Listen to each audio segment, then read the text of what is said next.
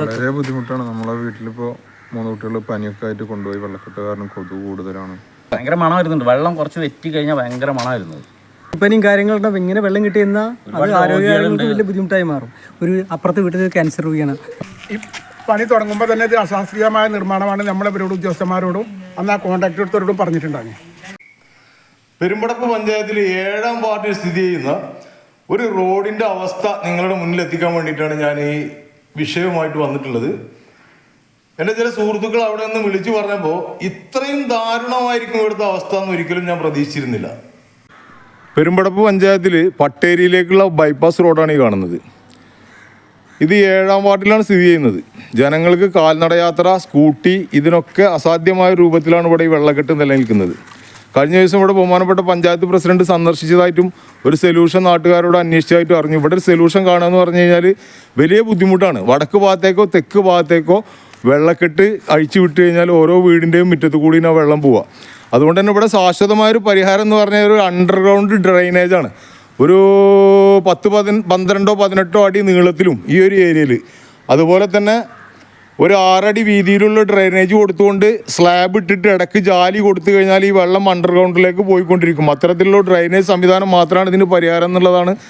അടുത്തടുത്തായിട്ട് വീടുകളുള്ളത് കൊണ്ട് തന്നെ അത്തരത്തിലുള്ളൊരു പരിഹാരത്തിലേക്ക് എത്രയും പെട്ടെന്ന് പഞ്ചായത്ത് ശ്രദ്ധ ചെലുത്തണമെന്ന് കൂടിയിട്ട് അറിയിക്കുകയാണ്. നിങ്ങൾക്ക് ഇതിനെ കുറിച്ചിട്ട് എന്താണ് പറയാനുള്ളത്? ഇവരൊക്കെ 7-ാം വാർഡിലുള്ള ആളുകളാണ്. ഈ വെള്ളക്കെട്ടിനെ കുറിച്ചിട്ട് ഇവിടെ പരിസരവാസികളാണ്. എന്താണ് അഭിപ്രായം? വളരെ ബുദ്ധിമുട്ടാണ്. നമ്മളെ വീട്ടിലിപ്പോൾ 3 കുട്ടികൾ പനിയൊക്കെ ആയിട്ട് കൊണ്ടുപോയി. വെള്ളക്കെട്ട് കാരണം കൊതുക് കൂടുതലാണ്.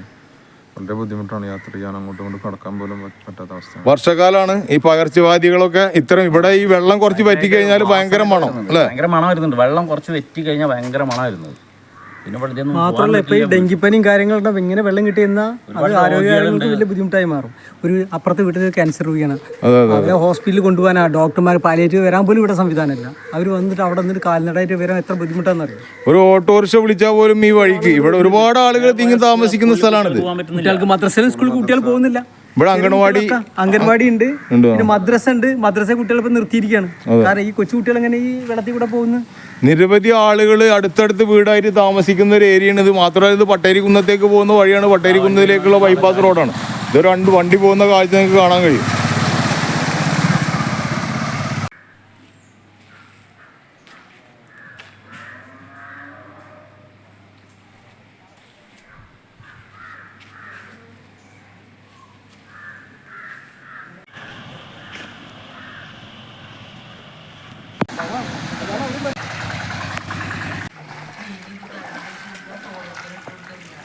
ഷൗക്കിന്റെ അഭിപ്രായം എന്താണ്?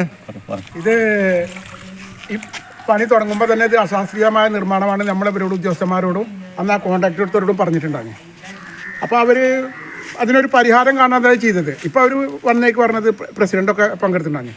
അവർ വന്നിട്ട് പറഞ്ഞാണ് ഈ വെള്ളം അങ്ങോട്ട് മാറ്റണമെങ്കിൽ അതിന് 20 ലക്ഷം രൂപ വേണം, പഞ്ചായത്തിൽ ഫണ്ടില്ലാന്ന്. പക്ഷെ അന്ന് ഞങ്ങൾ വളരെ വ്യക്തമായിട്ട് അന്നത്തെ മെമ്പറോടും അന്നത്തെ അധികാരികളോടും പ്രത്യേകിച്ച് ഞങ്ങൾ പറഞ്ഞിട്ടുണ്ടായിരുന്നു ഇത് അശാസ്ത്രീയമായ നിർമ്മാണമാണ്, ഇവിടെ ആളുകൾ സുഖമില്ലാത്ത ആളുകൾ ഇവിടെ ചുറ്റുഭാഗത്തുണ്ട്, നടക്കില്ലെന്ന്. അപ്പോൾ അവർ ധിക്കാരപരമായിട്ടാണ് ഇവിടെ കൊടുന്നിട്ട മണ്ണ് ഇവിടെ 3 ലോഡോ 4 ലോഡാണ്ട് ബോളർ കൊടുന്നടിച്ച് ആ ബോളർ പിറ്റന്നാൾ എടുത്തു കൊണ്ടുപോയി. അത് ചെയ്യാൻ പാടില്ല. ഒരു വർക്ക് ചെയ്യുമ്പോൾ അവിടെ കൊടുന്നത് എന്തടിസ്ഥാനത്തിലാണ് ഇവർ എടുത്തുകൊണ്ട് പോയത്? ഈ ഏരിയയിലുള്ള ആളുകൾ തന്നെ ഇവിടെ വെള്ളം ഉയർത്തി കഴിഞ്ഞാൽ വീടുകളിലേക്ക് വെള്ളം. അപ്പോൾ ഞാൻ ഇതിൻ്റെ ഒരു തൊട്ടടുത്തുള്ള ഒരാളാണ്. ഇപ്പം എന്നോട് അന്വേഷിക്കണ്ട, ഞാനും ഒപ്പിട്ടേക്കണം. അതൊരു വ്യാജമായ ഒരു ഇത് എടുത്തു കൊണ്ടുപോകാൻ വേണ്ടിയിട്ട് പുറത്തുള്ള ആളുകൾ ഒപ്പിടുക. അല്ലെങ്കിൽ ഇന്ന് ഒപ്പിട്ടുണ്ടെങ്കിൽ അതിൽ ഫോൺ നമ്പർ ഉണ്ടാവും. ഈ ഫോൺ നമ്പറിൽ വിളിച്ച് ചോദിക്കണ്ടേ? അതല്ലെങ്കിൽ ഒരു നിർമ്മാണ പ്രവർത്തനങ്ങൾ അതിന് പരാതി ഉണ്ടെങ്കിൽ ആ പരിസരവാസികളോട് അന്വേഷിക്കണ്ടേ? അതൊന്നും അന്വേഷിക്കാതെ ഒരു ദിവസം കൊടുന്ന് 1 ലോഡ് കൊടുന്ന് ഇറക്കുക, പിറ്റന്നാൾ 4 ലോഡ് എടുത്തു കൊണ്ടുപോകുക. അപ്പോൾ ഇവിടെ കൊളാക്കാനുള്ള പരിപാടി തന്നെ. പെരുമ്പടപ്പ് പഞ്ചായത്തിനെ സംബന്ധിച്ചിടത്തോളം ഈ ഒരു വെള്ളക്കെട്ടിന്റെ പ്രശ്നം മാത്രമല്ല നിലനിൽക്കുന്നത്. കിഴക്കൻ മേഖലയിലുള്ള മുഴുവൻ റോഡുകളും തകർന്നു കിടക്കുകയാണ്. കുറെ ഭാഗങ്ങൾ അടുത്ത കാലത്ത് കോൺക്രീറ്റ് ചെയ്തത് ഒഴിച്ചു നിർത്തിയാൽ ബാക്കി ഭാഗങ്ങളൊക്കെ ഉടനടി പുനഃസ്ഥാപിക്കും എന്ന വാഗ്ദാനമല്ലാതെ ഇതുവരെയും ഒന്നും നടപ്പിലായിട്ടില്ല. പെരുമ്പടപ്പ് പഞ്ചായത്തിന്റെ മുന്നിലൂടെ വരുന്ന വഴി, പെരുമ്പടപ്പ് പഞ്ചായത്ത് കൃഷിഭവൻ ഓഫീസ്, ബ്ലോക്ക് ഓഫീസ്, അതിൻ്റെ ഒക്കെ ഓരം ചേർന്ന് വരുന്ന കിഴക്കൻ മേഖലയിലേക്കുള്ള പട്ടേരിക്കുന്ന്, തവളക്കുന്ന്, നോണക്കടവ്, ചെറുവല്ലൂക്കടവ് പോലുള്ള സ്ഥലങ്ങളിലേക്ക് പോകുന്ന ജനവാസ മേഖല, ജനങ്ങൾ തിങ്ങിപ്പാർക്കുന്ന മേഖലയിലേക്ക് പോകുന്ന വഴിയുടെ അവസ്ഥയാണ് ഈ കാണുന്നത്. റോഡുകളെല്ലാം തന്നെ പൊട്ടിപ്പൊളിഞ്ഞു കിടക്കുന്ന അവസ്ഥ ഇന്നും ഇന്നലെയും തുടങ്ങിയതല്ല, ഇത് വർഷങ്ങളോളമായിട്ടുള്ള ഒരു അവസ്ഥയാണ് ഈ കാണുന്നത്.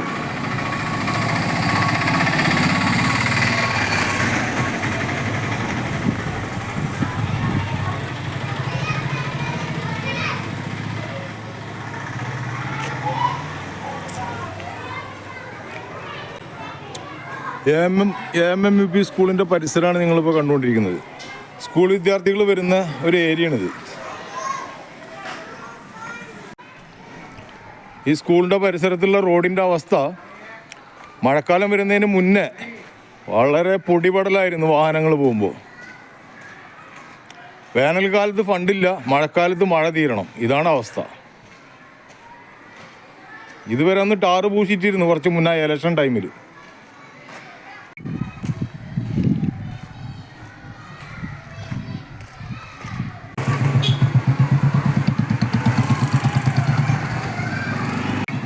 ഈ കുണ്ടിൽ പല വണ്ടികളും ചാടിയിട്ട് അതിൻ്റെ അടിഭാഗം ഉരസിയിട്ടുള്ള കഥയാണ് കാണുന്നത്. ഇവിടെ ഒരു ചാലാണ്, അങ്ങനെ കുണ്ടാണ്. ഇതിലെങ്ങാനും ചാടിയാൽ പിന്നെ പറയേണ്ടതില്ല. നോണക്കടവ് റോഡിൻ്റെ അവസ്ഥ പറയാതിരിക്കലാണ് ഭേദം.